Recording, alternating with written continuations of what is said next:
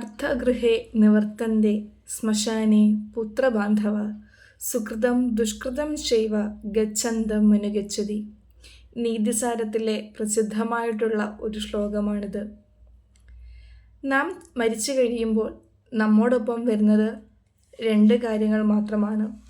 നാം ചെയ്ത കർമ്മത്തിൻ്റെ ഫലങ്ങൾ.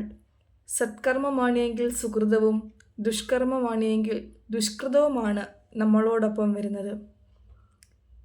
നാം സ്നേഹിച്ച് ഓമനിച്ച് വളർത്തിക്കൊണ്ടുവന്ന നമ്മുടെ പുത്രന്മാരും അല്ലെങ്കിൽ പുത്രിമാരോ, നാം എല്ലാം സമർപ്പിച്ച നമ്മുടെ ബന്ധുജനങ്ങളും ഒക്കെ തന്നെ ശ്മശാനം വരെ വരികയുള്ളൂ നമ്മളോടൊപ്പം.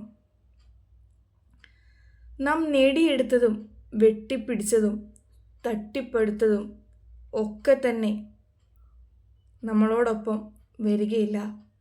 അതെല്ലാം ആ ശ്മശാനത്തിൻ്റെ വാതിൽ വരെ വരികയുള്ളൂ.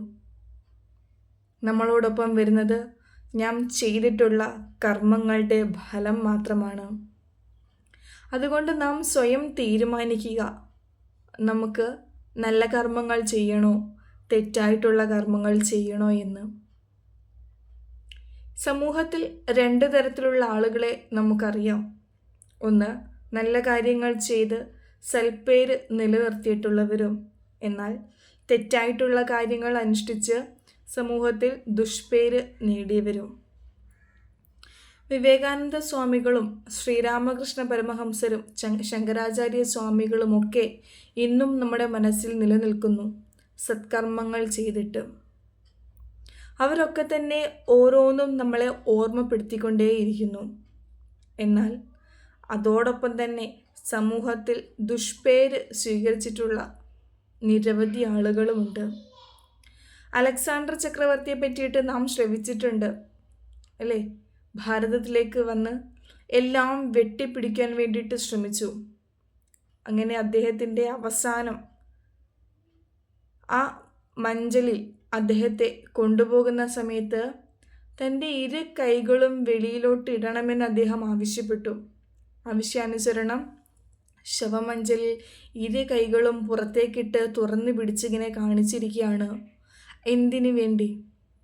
ഇത്രയും നാള് താൻ വെട്ടിപ്പിടിച്ചതൊന്നും തൻ്റെ മരണശേഷം കൊണ്ടുപോകുന്നില്ല എന്ന് സമൂഹത്തിനെ ബോധ്യപ്പെടുത്തുവാൻ വേണ്ടിയിട്ട്.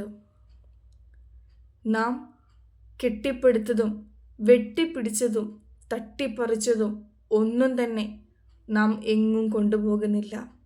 അതുകൊണ്ട് നാമായി ജീവിക്കാൻ ശ്രമിക്കുക.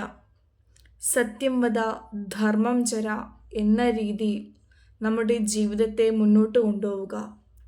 സത്യം മാത്രം പറയുകയും ധർമ്മം ആചരിക്കുകയും ചെയ്യൂ എന്ന് ജീവിതത്തിൽ ശീലിച്ച് ആചരിച്ച് മറ്റുള്ളവർക്ക് കാട്ടിക്കൊടുക്കുക.